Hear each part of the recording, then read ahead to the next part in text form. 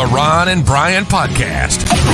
Get ready to fill your ears with the latest news, politics, current events, and whatever else we feel like talking about this week. And now, your hosts, Ron and Brian. Ladies and gentlemen, 1 week ago today, the world woke up to a world where Brian was your champion. All eyes were on Las Vegas, Nevada, as Super Bowl 5300 took place between the San Francisco 49ers and the Kansas City Chiefs. Dreams were made, hopes were dashed.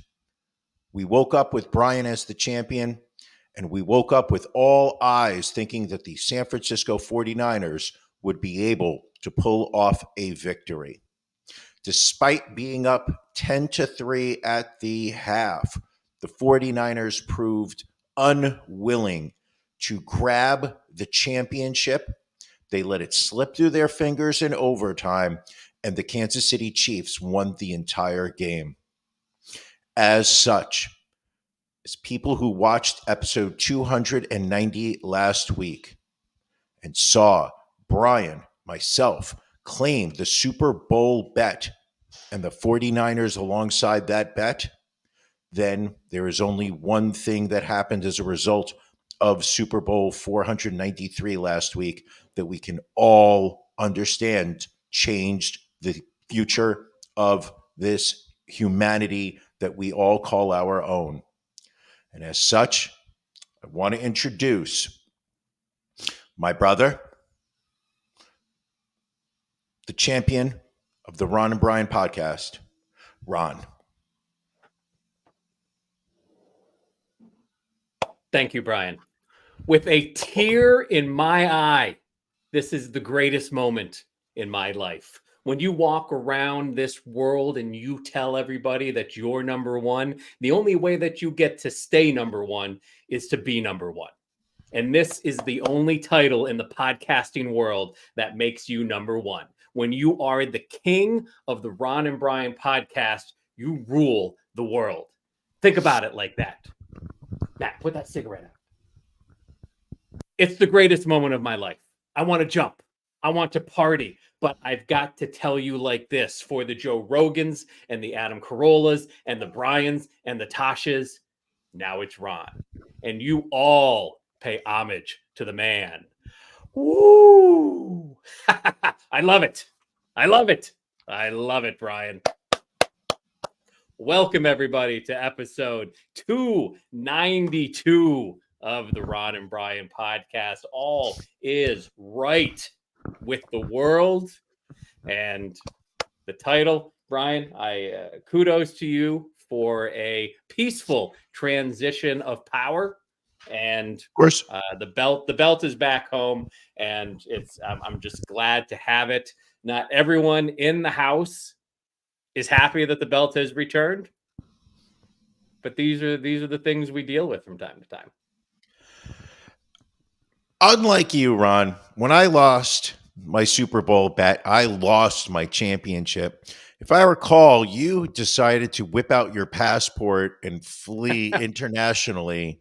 I knew that the only thing that would hold the integrity of the championship was a peaceful transfer of power. I immediately started packing up the belt. I brought the belt to the post office on Monday afternoon. If I am not correct, it was in your possession Thursday morning, or was it Wednesday? Thursday afternoon. Thursday afternoon it arrived. Thursday afternoon. And I, how thrilled was Mrs. Ron? Let's talk.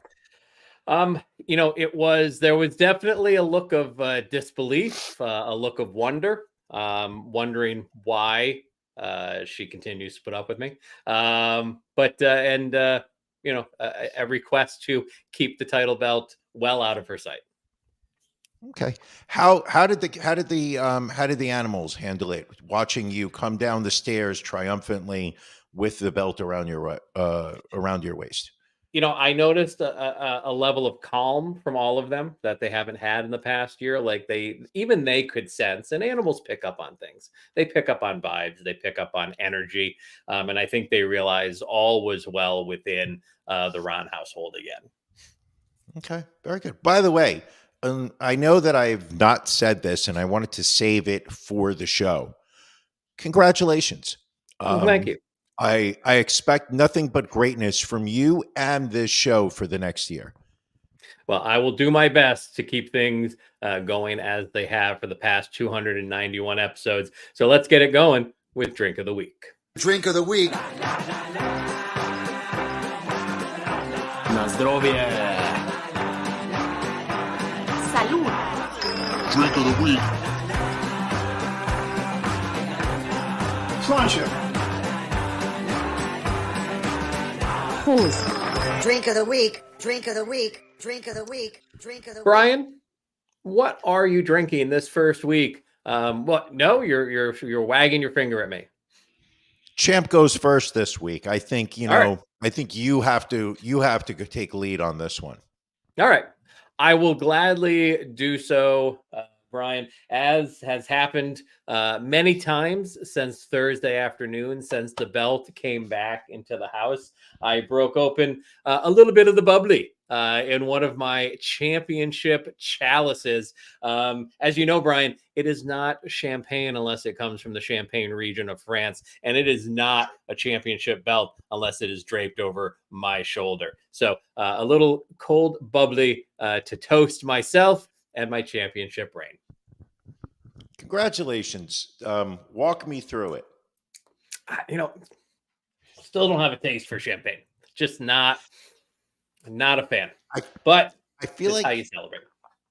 I've always gotten the impression that champagne's like a 3-4 glass, and then starts to then you can start getting past your revulsion to it. I don't understand it. It doesn't taste good. There is an undertaste. I mean, you get the grape, you get the smug self-righteousness of the French. I mean, it's clearly in there. Of course.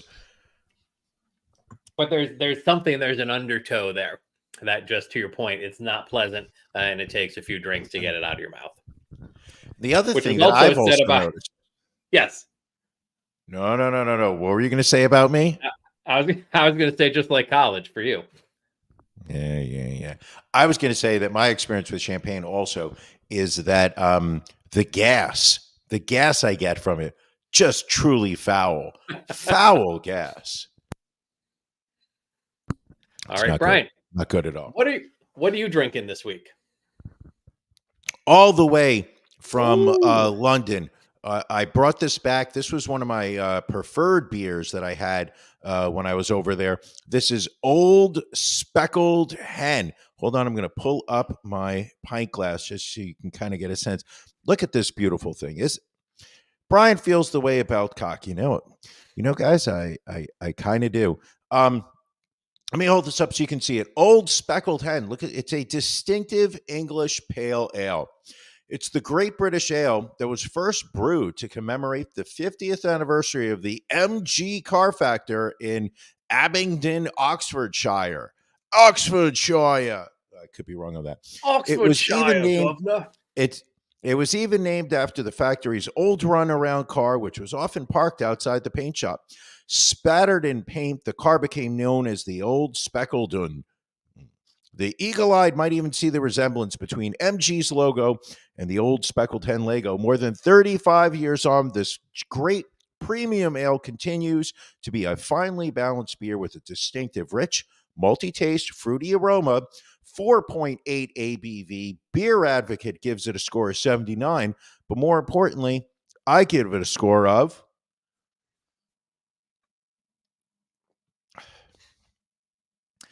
I'm gonna say it's. I don't remember this. The aftertaste is terrible. It's kind of bitter. Okay. It's a little hoppier than I would think of for an ale, but I guess it's an ale. Why do I keep buying fucking ales? I'm giving this a score of about 45. Another fucking mistake. Like beer? Fucking mistake. Like beer. I like beer. By the way, as soon as I'm done with this abomination, I'm drinking a Yingling. because I still you have go. Yinglings from last week, and I'll be drinking the shit out of those. But this one I'm going to have to suffer and put up with. But I think it's 10 minutes in. We need to get on to the show. All right. Well, let's keep it rolling then. It's time for our beef of the week.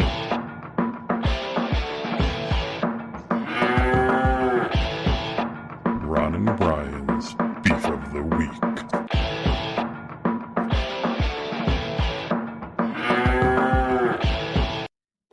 Brian, what's bothering you this week? Oh, no. The champ goes first. All right. Well, I'll try and make this this quick then. So we, the lady and I, we went out for dinner, kind of last minute on Valentine's Day. It was, kind of a nice night. We're like, let's run out, see who has availability. And there was this little place over in Chestnut Hill, which wife had just been saying, oh, we should go to Chestnut Hill sometime. A place I had been to, she had not. I thought, we'd have a good, little wood-fired pizza action there. So we go over, not busy, surprisingly, for Valentine's Day. Get seated, get our bread, get our appetizer. Everything's going well. We each order a pizza, and we're sitting there. 10 minutes go by. 20 minutes go by. 30 minutes go by. Our waitress has not stopped back to check in on us. Has stopped at every table around us. And then there was a table kind of to our left that got seated probably about 10 or 15 minutes after we did. So after about a half hour, like their food comes out and it's pizzas. One of the same exact pizzas that we ordered was being delivered to this table. So I don't like, I don't like confrontation, but call the waitress over. And I'm like, just a question, been here a half hour. That table got their food, is our pizzas coming? Oh yeah, they've been ordered. Great. I'm like, but are they coming? So they have like these little handheld devices. So she holds the handheld device up to me and see, it was ordered. That's great that it was ordered. I'm just trying to get an idea as if it's coming to our table or not. Yeah, I'm sure it is. Can you maybe check with someone and see? So she goes and comes back a minute later. Oh yeah, I talked to my manager. He said the pizzas are coming out. Not sure why you wouldn't talk to the kitchen, but okay. So finally, like after another 5 minutes, the pizzas come out. And we started eating, and she stops back over a few minutes later. She's like, oh, great, you got your pizzas. That would have driven me crazy if they didn't come out. Clearly it wouldn't, because you really didn't care the first 30 minutes that we didn't get delivered. No. And again, had it been busier, I would understand. But it was just like, at least say, you know what? Sorry, this is running behind, but I'll check on that for you. So that was my beef, Brian. Just not a great service experience. I would be enraged by that. I would be utterly enraged. Those are the kind of things to not get enraged with things. Yeah, I've tried to calm down. I've had a temper over the years I've been accused of. So I just try and not take my anger out on people, especially service people. But just acknowledge, like, yeah, you have been waiting quite a while for that. Let me go check with you. Sure, of course. Well, the thing for me that is for me, listen, there's one thing that that does drive me absolutely out of control, which is when the order of seating, the order of ordering, when that order is not respected by the process. Right. So like you said, if somebody gets seated after you and they're getting attention before you, that's the thing that triggers me. It's one thing if I place my order and it just takes a while and it takes a longer than normally accepted. I can sit there and immediately sit there and be like, well, you know what? I guess the kitchen's being packed and, they're running delayed. I get it. But when I can sit there and point to a table that sat at the same time as me or afterwards, and they have already got their basket of bread and I have none on my table, I can't handle that. If I'm sitting there and I see them working on their beverages and I'm sitting there with just water that they brought out when I originally sat down, am I furious? Those are things that I can't handle. Yeah. And that's why, like, had that table gotten food other than ours, you'd be like, all right, maybe the pizza oven's backed up. They're having pasta or whatever. Sure. But like when it was literally one of the same pizzas that we had ordered for our table, it's like, feel like we should have our pizzas by now. How tempted were you to walk over there and just grab that pizza and be like, this pizza is mine. This is my pizza. You get the next one. I'd be furious. Enraged, yes. In fact, we went out. We had dinner with the Jardies last night. Got to see our debate moderator Marty, and that was another thing that drives me crazy is I got John Jardy drives you nuts. God, I got a panini. My wife ordered a pizza because she loves pizza. The Jardies ordered a pizza, and so my panini comes out, and it was like another 10-15 minutes before their pizzas came out. So it's like, then you feel like, and of course, right? No, eat, but you feel like you feel like a bit of a dick. Well, I think you're the kind of person that would eat, right? Well, I mean, they said eat, so I'm like, all right, well, I'll eat that. You're the kind of asshole that would sit there and start eating his dinner while everyone else is just sitting there waiting for theirs. Yeah, you are that person. You drink that champagne. You take a big, deep gulp of it. Pinky up. Oh. So what's your beef this week, Brian? Oh, my beef this week is with BetMGM. You know, a couple weeks ago, you lauded the benefits of online gambling. You sat there and said you've been having such a loads of fun with the fine people over at DraftKings, future potential sponsor of the show. So I decided to download the app. You know, you and I have, we've been having some fun with it on there. Got ourselves a little social betting group over there where we share our bets. It's I believe. Did you say that your first act as champion was to add a new level on our Patreon where if you sponsored at the super duper deluxe level, you actually can join our DraftKings group? Yeah, we have to. I think we have to get that up on the actual site itself. But Sure. we will be. We'll be getting that rolling soon. Got it. So I signed up for DraftKings, and they had a great deal, which was if you deposit $25, they give you 8 $25 bets for free. Free money, people. Yeah, you have to pick some winners, but it's free money. Right. So then MGM bets or BetMGM comes around, the MGM version of whatever the online gambling is, and their sponsor was if you place any bet of $5 or more, you get $150 in free bets. Well, I sat there and said, you know what? I'm going to do that too. This way I have 2 different places that I can, bet, compare odds, look to see which is giving me better for whatever game. You want to have 2 different choices. Choices are important. So I signed up with BetMGM. Absolutely. I signed up. I sent them $10. I bet at least 20, 25, and I did not see my free bets come in. So I sat there. I went on the website. First off, I exhausted the app. There's absolutely no place where you can, write to complain. Not one. Then I go onto the website and just looked around the website to see where there's contact us. No. You think these online casinos want anybody to be able to contact them? They don't want to deal with you. So I did a quick Google search to see if there other people had been complaining about not receiving, and there are pages of them. Reddit, Discord, Telegram, full of people complaining. And now I realize that was something that BetMGM does. They have this great offer, and they don't follow through with it. So to those kind of people, I say, go fuck yourself. I've already taken my money out of BetMGM, and I'm looking at you, fine people over at FanDuel. I think this could be a start of a beautiful relationship if you give me some free bets. It's all about the free bets. All they got to do is take care of you. That's all they got to do. All they got to do is treat me like the former champion that I am.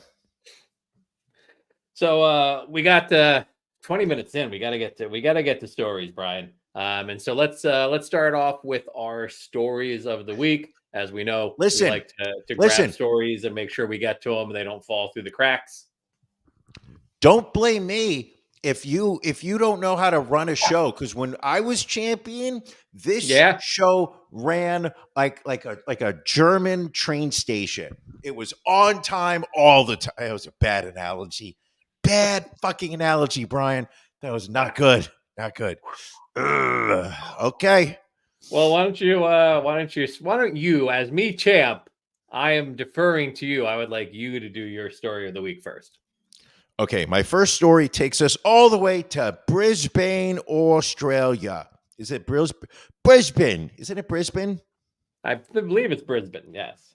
Brisbane, over by Bondi Park. But that's not a knife.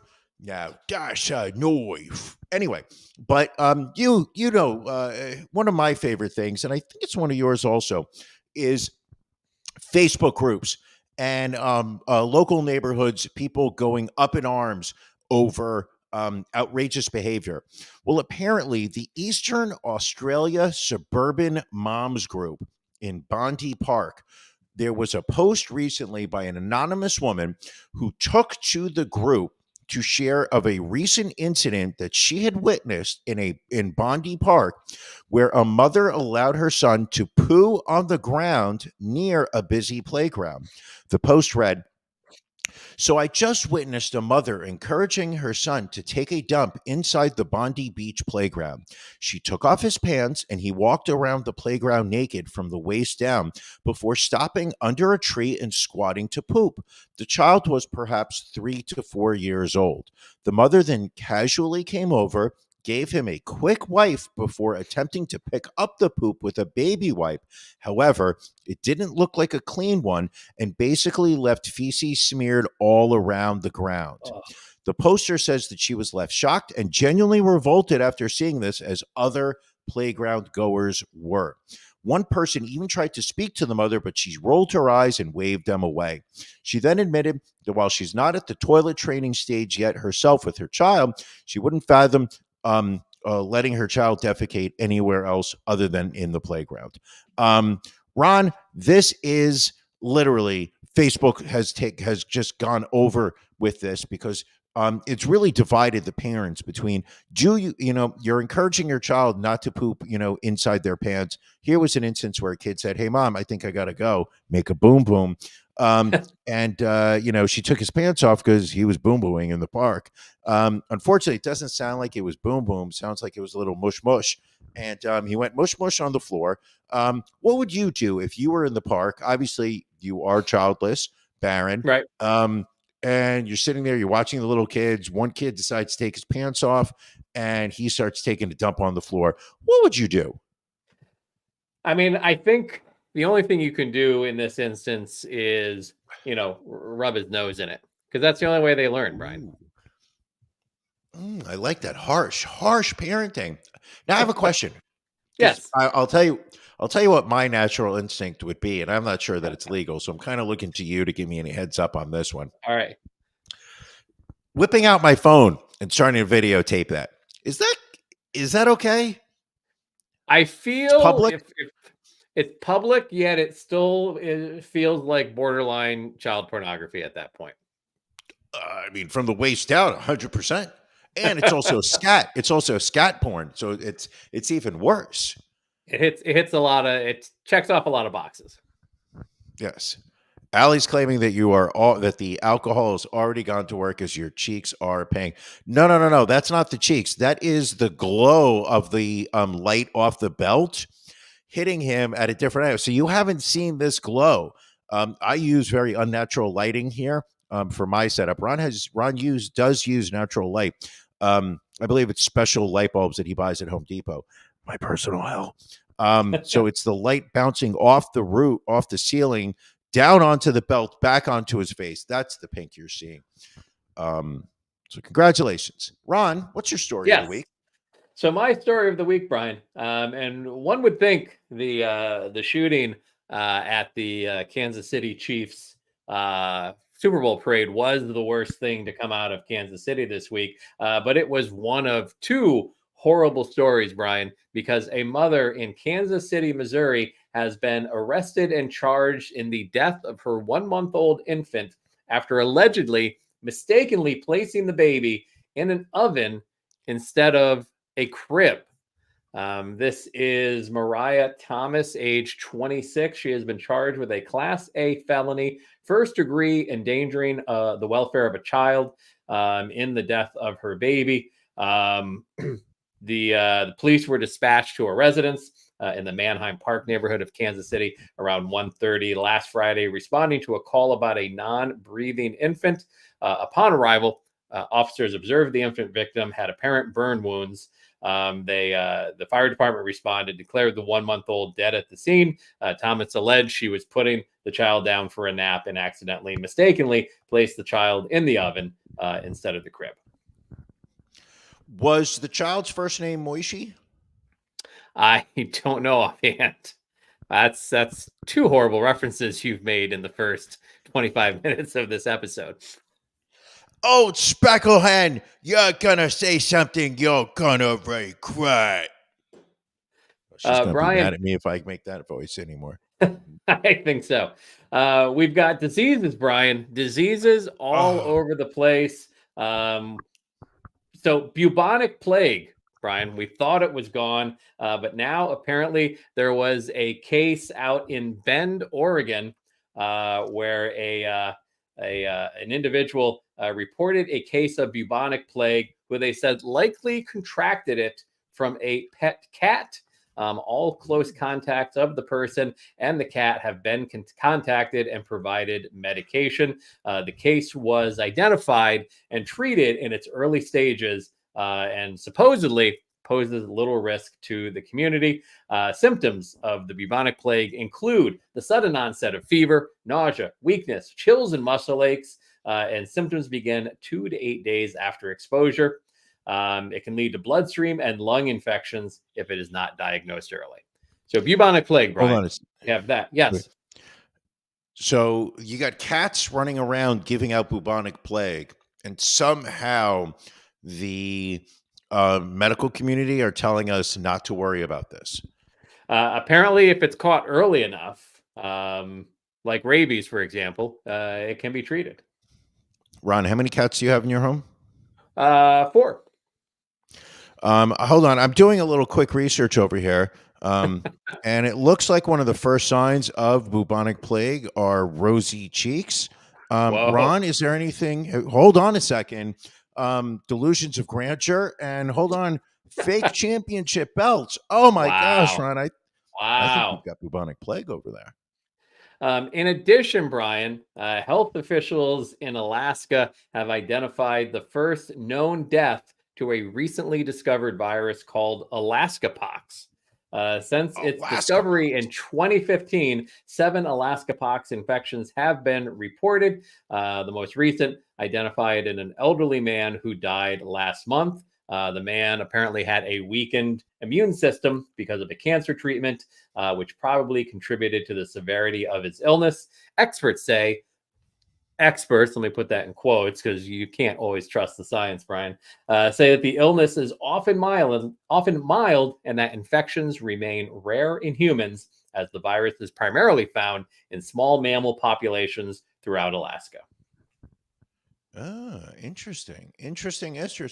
So I have a question. Which would you which of those 2 diseases would you, if you had to pick one, would you rather have? I mean, I'd probably go Alaskapox because it seems like even if it's found late, it's not that severe unless you have a pre-existing condition. Whereas I think we know from the history of the world, the bubonic plague is pretty bad. But I heard that one of the side effects of Alaskapox is that you're living in Alaska. It seems tailor-made for being up in Alaska. So like if you're out there to begin with, maybe that's just, your own problem. Billy's got a good point. I mean, can you see Russia from your house if you have Alaskapox? Is it possible? Is it possible? I mean, can we blame Sarah Palin on this? I don't know. Is she still even around? I thought she tried to run a couple of years ago and then just kind of gave up.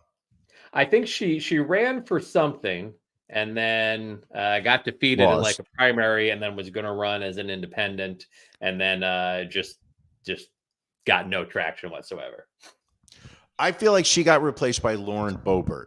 Like Lauren Boebert, and she kind of, the role of Sarah Palin got handed down to Lauren Boebert. I mean, let's be brutally honest. Sarah Palin, we never heard any stories of her giving handies in public theaters. Like, her family was always a little trashy, but, who was it? Bristol, the daughter, And then Trig was one of the kids. Weird names for the family. Hold Trig on. with Did two you just Gs? call Trig? Did you just call Trig? I'm not even touching that one because wasn't that the kid? Well, we just move on. Just move on, Brian. You're already 0 for 2 in this episode. Just move on. Do it. Listen, I'm finally, going to tell you something, people. I've been on a bender since I lost that belt. Been on a bender. I've been drinking nonstop. Drinking scotch. finally Scotch. Where's my belt? I want in the my disease belt. world, World want my Health belt back, Organization back, back, Director back. General Tedros Ghebreyesus has issued a new warning about the likelihood of disease X breaking out, telling global leaders it's a matter of when, not if, a new pathogen and pandemic would strike. Tedros is the same individual who gave a similar warning in 2018 that a pandemic was likely to hit, and he was proven right with the outbreak of the coronavirus. Complaining that the world is still ill prepared for a new pandemic, Tedros once again touted the urgent need for a global treaty to be agreed upon by May. So disease X is really just the name they're giving of whatever they anticipate this future disease to threaten humanity will be in the coming years. Don't you think we're actually well positioned for another pandemic if it were to happen anytime soon? I mean, everybody that I know has got like a couple boxes of masks. We still have lots of Lysol wipes. I mean, as an American, I know I still have a lot of toilet paper, in my house because I don't trust my fellow Americans not to go out and start hoarding toilet paper. So I've preemptively hoarded. I feel like we're in pretty good shape. Like we already know we can work remotely. Most people are. 4 years ago, Zoom was pretty much all we had. Now we've got Microsoft Teams, the fine people over at Microsoft that's offered us, you can FaceTime with multiple people now, not just one.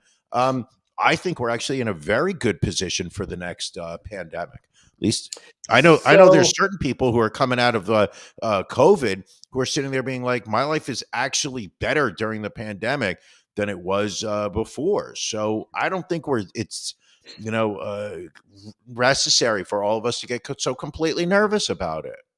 All right. So you think the way that all of the population handled masking up and vaccines and social distancing makes you feel good? No, not all of us. But what it did was it definitely gave us an idea of who are the people that you want to be associated with. I was talking to somebody recently, and they had this past week reconnected with somebody that they hadn't spoken to in probably 10, 15 years. And they were getting caught up with this person. Hey, what are you doing for work or whatever? And the guy told the story how he was I think an Uber driver. Okay. He was an Uber driver and he got fired from Uber because he wouldn't wear a mask and people were complaining about him on the app. So he had to go take a different type of job. And I'm like, so now we know, like that guy, we can sit there and just kind of push him off to the side, marginalize him, if you would, Ron, and just say, okay, when it goes down again, you're going to be on that side of the room. I'm going to be over here. I'm over here. Be over there. Here now. All right. Over here now. Over here now. Brian, we have a follow-up from a story that we covered last year regarding a former Penn State professor, Themis Matsoukas, who was arrested after videos emerged showing he was involved in sexual acts with a pet collie. He had been out at a local park.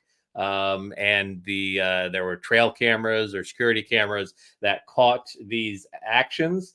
If you remember, he begged troopers to kill him when he was arrested, while saying the sex acts helped him, quote, blow off steam. Well, now he has been hit with an additional batch of similar charges for other alleged acts from 55 videos found on his electronic devices. Seized on a search warrant. It includes more lewd acts in a park, including inserting a tree branch and a lollipop into his anus. A video of him naked apart from a ski mask. He was captured on video masturbating on a picnic table in a lake at the park, and on Pennsylvania Department of Conservation and Natural Resources vehicles. So he was also seen climbing a tree while naked and inserting a tree branch, a Tootsie Pop, and the control handle of a DCNR John Deere crawler into his anus. He also allegedly defecated in public areas of Rothrock State Forest and in a maintenance area next to DCNR equipment, as well as smeared bodily fluids on a glass table at a leased camp nearby. I feel there may be a mental health issue here. Just throwing that out there. Just saying that out there. So he was additionally charged now with 2 felony counts each of burglary and criminal trespass, 6 misdemeanor counts of indecent exposure, 2 misdemeanor counts of open lewdness, 2 misdemeanor counts of disorderly conduct, and 6 summary counts of disorderly conduct for obscene gestures. Now, I mean, okay. I guess how long does a Tootsie Pop need to be in your anus until you get to the center of it? I don't want to know. I don't, because the thing is, at that point, when it's looking like a Tootsie Roll, I mean, as you're taking it out, you're not sure what it is. That's true. That's like the dangerous part. In the beginning, it's a round lollipop, and obviously, sugary sweet. But then once you hit that middle, and as you're taking it out, what is it really made of? Ooh. All good questions. All good questions. Another good question, Brian. I was more concerned. Oh, what am I watching? Oh, okay. Listen, people, I went to the movie theaters today. And I saw One Love, the Bob Marley movie. Recommend it. It's an enjoyable watch. Much like a lot of these biopics on famous people, like I Walk the Line, the Johnny Cash story. There was another one that was very similar to it that I can't think of off the top of my head, where it's not the story of somebody's life. It is, they pick an aspect of this person's life, whether it's a time frame within their career or, a love story that's attached. And that's the story they're telling. There's so much, I recently, about a week and a half ago, watched I Shot the Sheriff on Netflix, which is a documentary about the political upheaval in Jamaica around the time that Bob Marley was shot while he was trying to do a unity concert in Jamaica. And then the story of what happened in his career and how it overlaps with the upheavals that were going on in Jamaica. That I thought was fascinating. This one is a little bit more about the love story between him and Rita, his wife and backup singer, who was also an established singer on her own. She was a lot more than just Bob's wife. For fans of Big Blunts Volume 1, I think we can all remember her song, One Draw. Remember that one from college, One Draw? I believe so. Yeah, how does that go again? Thanks for chiming in. One Draw. I don't. You know what? I don't remember it.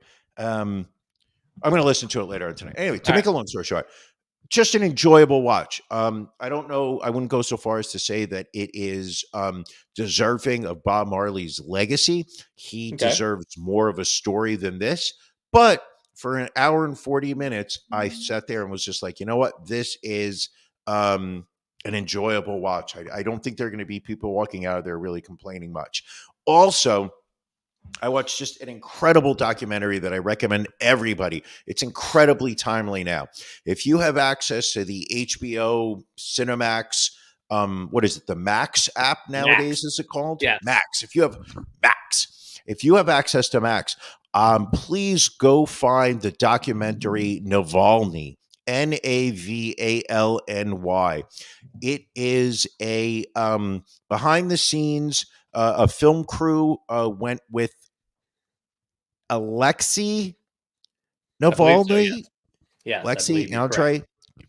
I think it's Alexei Navalny. He was the dissident, the Russian dissident, who very famously spoke out against corruption in Putin's Russia several years ago.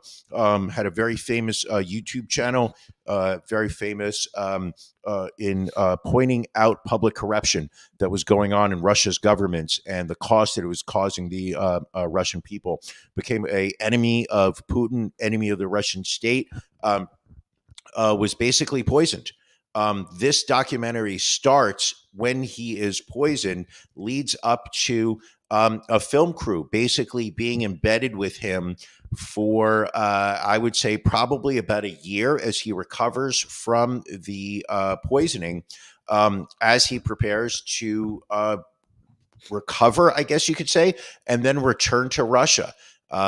People who have been following current events know that he earlier this week, Russian prison authorities announced that he had passed away in a Russian prison in Siberia. Very little is known as to the cause of it. Basically, the Russian prison authorities announced that it was something like, natural Sudden death syndrome, they're calling it. Sure. And I saw something earlier today that said there were bruises on his body. So you're basically watching a guy talk about how he's getting himself ready to go back, and he's going back to die. Having watched it with him, knowing the fact that how it ends in real life, not the documentary, but in real life, really just adds another layer to this onion of what happened. Really thrilling, really just very interesting. So I highly recommend it. Ron? Yes. Champ? Yes, my friend. Champ? Hold on. Yes, my friend. What are you watching? So I watched on Netflix, Lover, Stalker, Killer. It's a documentary, about an hour and 40 minutes. They didn't break it up into a docuseries, which is good. So it is about this guy. He's a divorcee. He tries online dating for the first time, meets a woman, hits it off, lets her know, he just wants like a casual dating thing, and she seems cool with it. And then he starts dating another woman, and the first woman, he starts getting like threatening texts from her, and it just amps up into like a stalking of her, stalking of this other woman. There is a big twist, which if you've watched a lot of crime documentaries, you'll probably figure it out by the time the twist rolls around. But it just shows how this guy's life was made hell. He was getting hundreds of text messages a day. He would change his number, wouldn't matter. He was getting emails. He would get photos texted to him of him outside work, just to show that, oh, I know what you're doing. I can see you. Just a crazy, crazy story. So I would recommend it. It was good. It was enjoyable. And then I watched 4 Falls of Buffalo, which was initially a 30 for 30. Now it's on Netflix as a full documentary. And it talks about the Buffalo Bills going to the Super Bowl 4 years in a row and losing 4 years in a row. It was a nice, that's an incredible streak. Yeah, I mean, and that's kind of what the documentary kind of speaks to, is it's taken time, because if you remember, like the Bills kind of became a joke because they continued to lose Super Bowls, but now you look back and there are, I think, 8 Hall of Famers associated with that team, including Coach Marv Levy, and you just see the respect that people are now starting to give for what an impressive run it was. And when you look at the team, I mean, the team was freaking loaded. I mean, not just Jim Kelly, Thurman Thomas, Don Beebe, Frank Reich was a pretty solid backup quarterback. Of course. Bruce Smith, who was the one wide receiver? I'm drawing a blank on his name. But now. they couldn't finish. They couldn't. Wasn't it Andre Ricin, something like that? Something like that. So losing, obviously the big one was the first one. They lost to the Giants 20-19, the famous wide right field goal. got blown out by the Redskins, got blown out by the Cowboys, and then lost to the Cowboys second year in a row for their fourth one. But it was just very interesting to see kind of a recap of those seasons and how that no huddle offense they had was really just ahead of its time. Yeah. Very good. Very good. I want to watch it. I added that to my list earlier this week.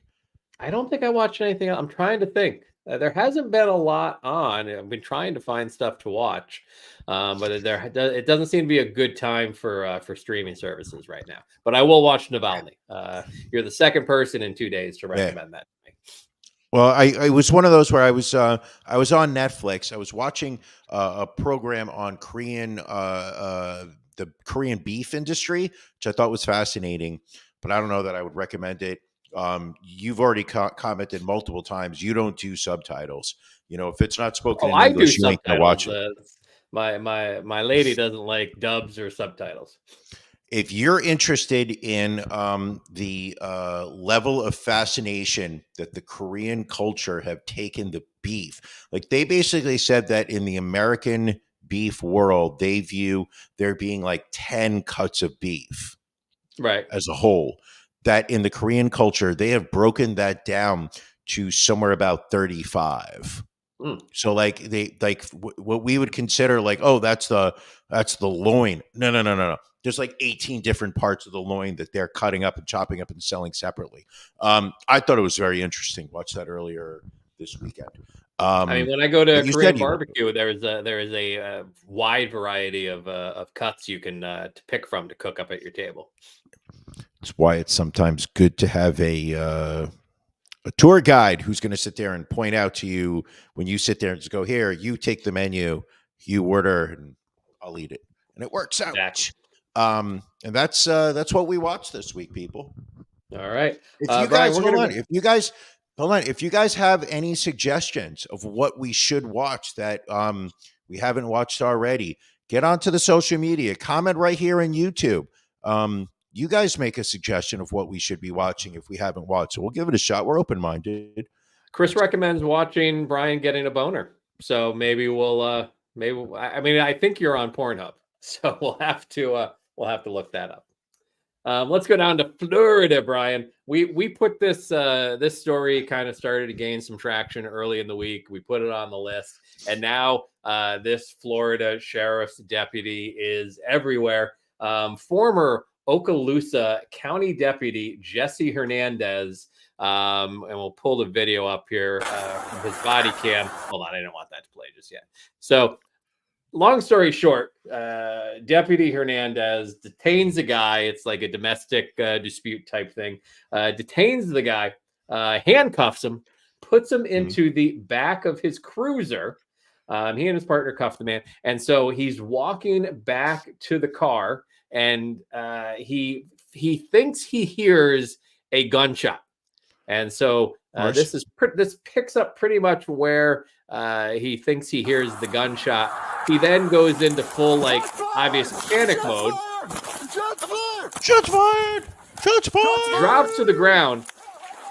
And without... You can tell from the body I counted 11. Just screamed, I'm hit.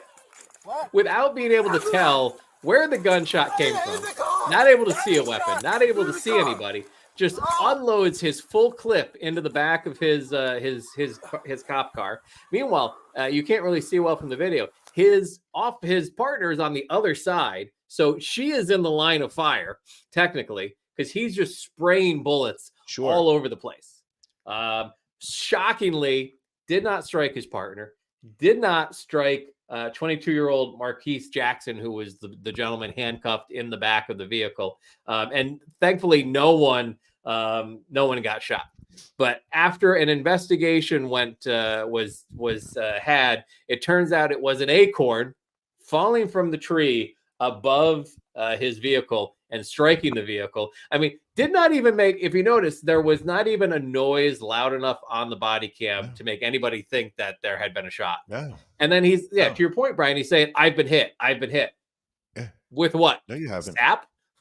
a nut. You haven't been hit at all. No. Shots fired! Shots fired! See, this is why I could never be a cop, because I would be that idiot that the second that I feel like I'm at risk, I just react. And then if we kind of cut off the video, but he discharges the clip from his gun and clearly is attempting to try and put another clip in there. So had he managed to reload his weapon, he probably would have unloaded another clip just blindly out into the public. That's wild. Absolutely wild. But at least we know that the police are here to protect us and to serve. Yes, of course. Including this was Florida. This was Florida, one of our favorite states. Florida, of course. Hold on, and I forgot to put up a picture of this guy because he's got just the classic '80s porn mustache to go along with the entire look. He's out of a job right now. He was fired after they. So apparently, it is possible for police officers to be so derelict of duty that they actually get fired. I'm shocked. I know you are as shocked as I am. Yes, exactly. Wish we could say that was the worst deputy story we had, but we are going to go down to Tennessee, Brian. Meigs County. Deputy Robert R.J. Leonard. His remains were found after his patrol vehicle drove off the road and into a river. Apparently, he was texting with his wife prior to the accident. Texting and driving, and then apparently drove into a river, killing himself. Now, we would have put that, maybe in fuck around and find out when a deputy kills himself. But unfortunately, he also killed a young lady by the name of Tabitha Smith, who was handcuffed and in the back of his vehicle when he was texting with his wife. He texted his wife that he had gotten his first arrest, and then went off the road into the river, killing himself, killing this woman, wife, mother of two, Tabitha Smith. So, the level of outrage in Tennessee has grown because initially there was just the story about how, this was just a tragic accident. And then it started to come out that this guy was texting and driving and basically, killed a woman who he had arrested for arguing with him. They haven't released the body cam footage, but it wasn't like she was being arrested for like a violent act or anything. Like she yelled at him for some reason, and he I'm sure again arrested her for some bullshit, but he wanted his first arrest clearly. And now she is dead. Her children have lost a mother. Jesus, horrible story. That is horrible. Yeah. Utterly horrible. By the way, I just wanted to report to you that the NBA All-Star Game is going on. I know you said that you absolutely want to know what's going on. Current score, Eastern beating Western 35-31 with 4:51 left in the first quarter. A lot of scoring, Ron. A lot of scoring. We'll have to see how that plays out. I hear there are some people out there taking the over in this game. Again, were you part of the Patreon at the appropriate level, you would know what we were wagering on. But yeah, I believe that was the latex. If you're not on our Patreon at the latex level, you're not getting Ron's sports picks.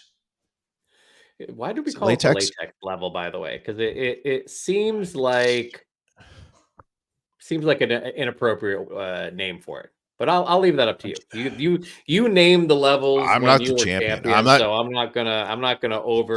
not someone who's just gonna come in and completely try and undo what my predecessor did. How would you describe your first week as champion? Today completes the 7th day. Well, first off, Billy brings up a great thing. He asks, if you do the work, can you get the picks? And sure. Billy knows what I know and what Brian knows. The work is so important.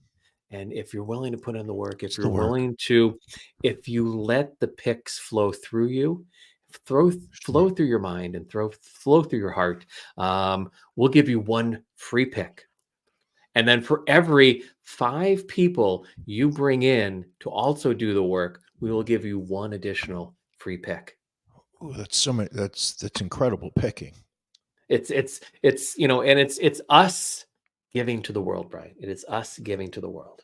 You're so generous. Uh, You're so generous with your picks and your time and your love. Brian, there was a catfishing story that we both saw, and it was so crazy that we both had to talk about it. Brian, you've delved into this. You are our resident catfish specialist. Talk a little bit about what happened in this exact story. Okay, listen. Have you ever asked yourself the question of how much money would somebody have to pay you to kill a good friend of yours? I'd like to think that the number is kind of high. Right. Unfortunately, for some people, the number is a little bit lower than for others. And this story, we take you all the way out to Alaska, where when they're not worrying about Alaskapox, they're worrying about people killing each other. Ron, do you have that photo of Denali Bremer? I believe we do. There we go. Denali Bremer. Denali Bremer, she's now 23. She pleaded guilty in February of 2023 to first-degree murder, admitting that she had killed 19-year-old Cynthia Hoffman in June of 2019. She was just recently sentenced this past week to 99 years in prison for a murder for hire scheme. Now, you're going to say to yourself, who hired her? Was it a father? Was it a sister? Was it her lover? No.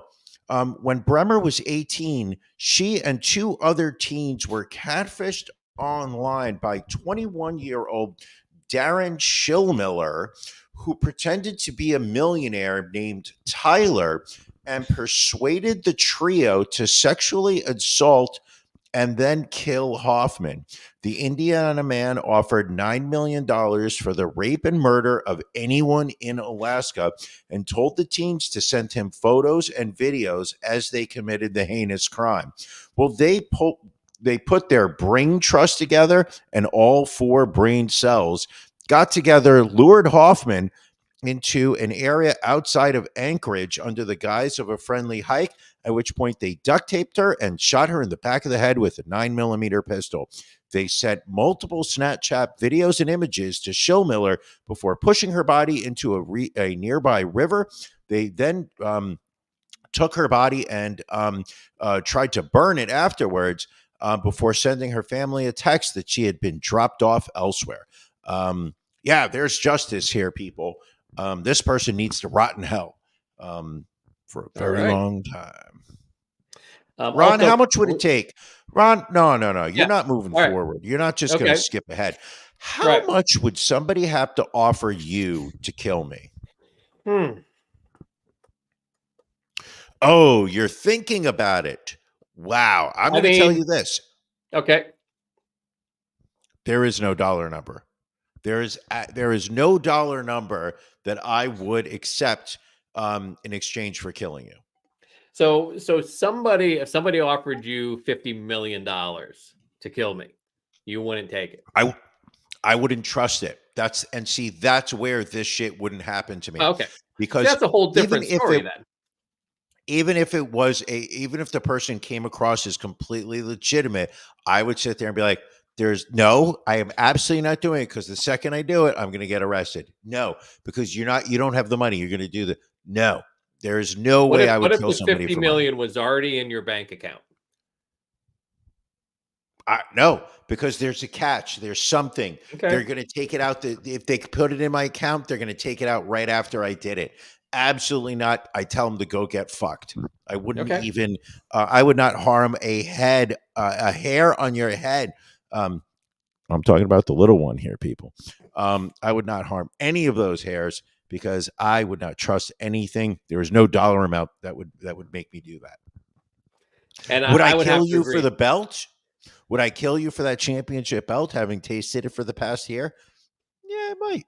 Possibly. I might. Very possibly. I get it. Brian, we've talked gender reveal parties in the past. Of course. How crazy they get, how dangerous they get. And now a case has been resolved. A man whose gender reveal party accidentally sparked a massive wildfire in Southern California that killed a firefighter has pled guilty to involuntary manslaughter all the way back in September of 2020. Refugio Jimenez Jr. and Angelina Jimenez gathered their family at El Dorado Ranch Park in Yucaipa. Why did I pick this story with all these names? For a photo shoot to reveal the gender of their forthcoming baby. To do so, they decided to use pyrotechnics on a windy, dry day. Sure enough, the smoke bomb went off and quickly ignited the field around it. The family attempted to put out the flames with water, but failed, and the wind quickly spread the fire. 12 days later, on September 17th, the fire was still raging and took the life of Charles Morton, a wildfire fighter with almost 20 years of experience. Jimenez Jr. will serve a year in prison, and the couple was ordered to pay almost $1.8 million in victim restitution. Ooh, Jesus. That's pretty brutal. Just a horrible story. And I think we've got horrible time. Stories. We've got time for one more story, don't we? And again, this has been a story that has kind of morphed over the entire year. Over the entire week. It started. Do we all remember Rachel? Is it Dolezal? Is that the correct saying of her? Yeah. Dolezal. So how would you describe her exactly? What was her claim to fame? Her claim to fame was that she was a woman who took a role as the head of African studies at a small college, if I'm not correct, under the guise of being an African American woman who specialized in African American culture. And as you know, she was doing what I considered was a relatively fine job. It came out that she was not an African American woman whatsoever, and that she was 100% Caucasian. But she identified catfishing as an African woman. Correct. She tried to sit there and say, it does not matter what skin color my parents are. I identify as a African American woman, and look at my kinky hair. Look at my skin color. And she was also she also at one point was an NAACP chapter president. Yeah, I mean, she put the work in. She apparently put the work in. So she hit the news this past week because she was apparently working as a teacher at an Arizona elementary school, Sunrise Drive Elementary School to be exact, where she was listed under her new name of Ncheki Diallo, and she was an after-school teacher, earning $19 an hour, which again, absolutely ridiculous. Forget what you think about this woman. Ridiculous that they would pay a teacher $19 an hour. Like, it's just insulting that they don't pay teachers more. And now, to supplement her income, Brian, she has an OnlyFans, and I think we have a photo of her from her OnlyFans as well. I apologize for putting this up. Let me take the banner down so you can get the full effect here. So listen, we don't. You're struggling. We don't shame people. Oh, that's a giant. No, okay, hold on. Let's shame her a little bit, John. Ron. That's, I don't know who John is, but I'm starting to get a little sweaty here. Oh, that is a big forehead. I'm very sorry. That is a gigantic. Can you put the banner back on? So she's selling content on OnlyFans. Brian, do you know what she charges a month? Did you read because you're usually good at just figuring out what these subscriptions are. So would you like to take a guess as to what she's charging each month? $8.99. Very close. $9.99 a month. Her page promises content such as, quote, an 18-image explicit collection and a video of self-pleasure to orgasm under the Christmas tree. One post on the site in September received 122 likes, equating to $1,220 for that one photo. But since this came out that she was on OnlyFans, she has since lost her teaching job. You know what really was the saddest part of this story was that I watched a documentary about her. I don't remember where it was. Somewhere, I think it might have been HBO or whatever. But she had adopted 2 African-American boys and was raising them. Obviously, she was putting the work in. But she had raised them, and they really did see her as their mother. And it was, I mean, you could see the pain that these kids were going through with the conflict of watching the woman that you viewed and treated as your mother being taken down by society, and at the same time struggling with the realization that she wasn't who she was telling people that she was. Right. And the documentary, I mean, they, much like Navalny, they were at the dining room table. They were sitting there watching them have these conversations, as this, the storm was coming down, and sitting there telling her kids, don't go on your phones, don't go on social media with, don't look up what they're saying about me. I love you. It's going to be okay. And it's just like, it's not going to be okay. This Really is not okay. This is not something that you are going to be able to do and get away with. I didn't realize that she had written a book also. Apparently, Oh, did she? A memoir entitled In Full Color, Finding My Place in a Black and White World. She described in the book how she dreamed of freeing her inner blackness while living with strict evangelical parents in Montana. Listen, she's a human being. She gets to live the life that she wants to live. Sure. I think one of the things that, we, I don't even think I should be touching this one. It's no, I love teeing these stories up for you, Brian. It's always good to hear your take on how you feel women should live their lives. No, it's absolutely. She has every right to live the life that she wants to live.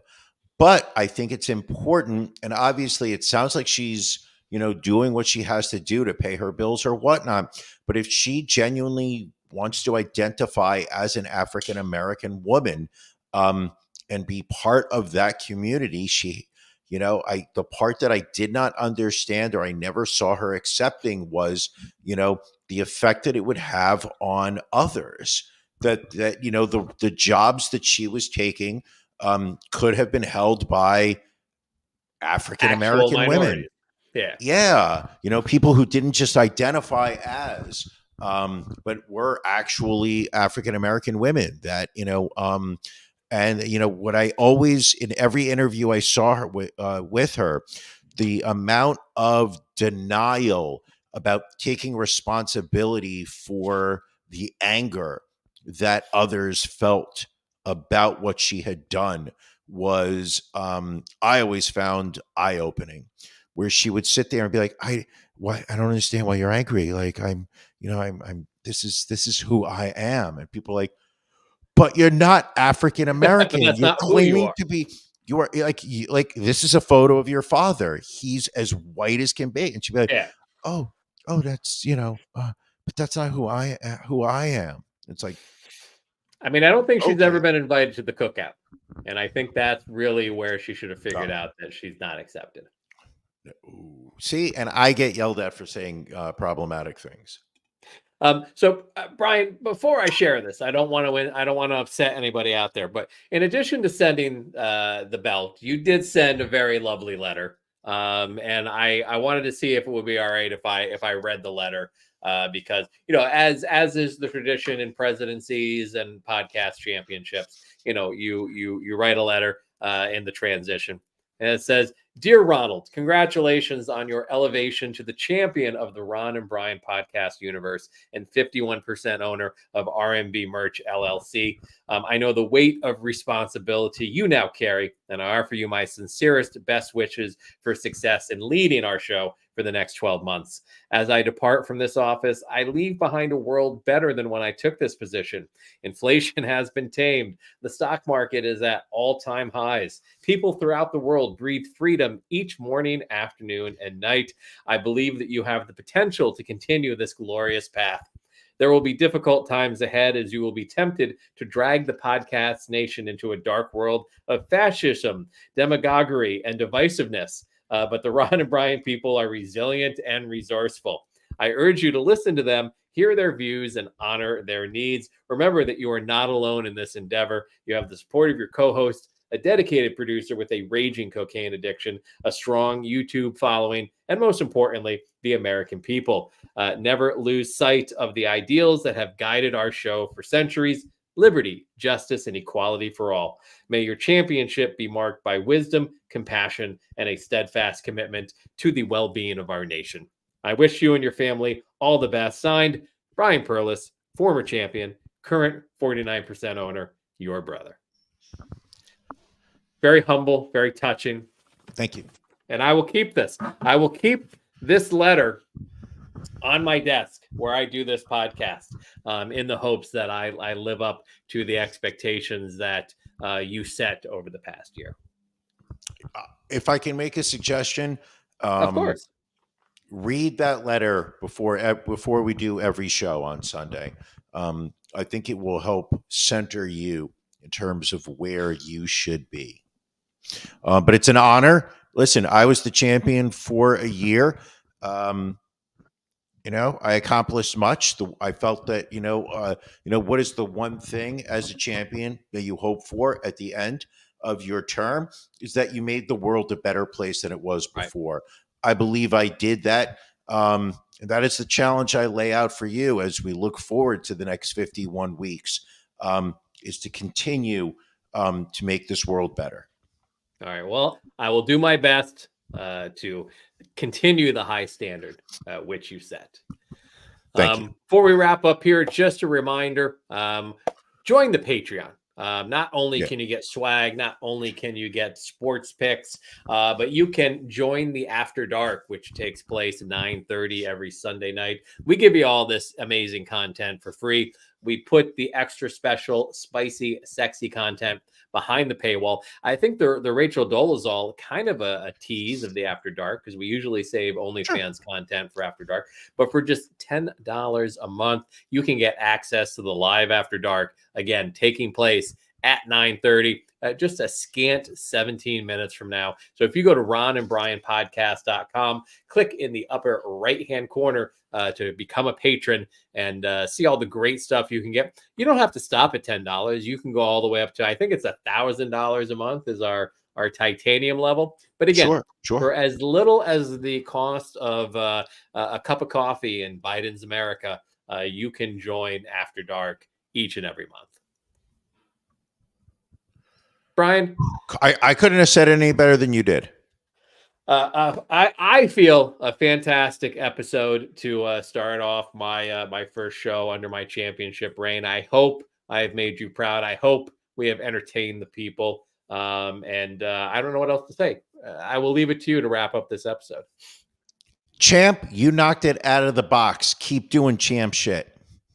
All right. Well, Patreon folks, we will catch you in a few minutes on After Dark. Everybody else, we will see you next Sunday night.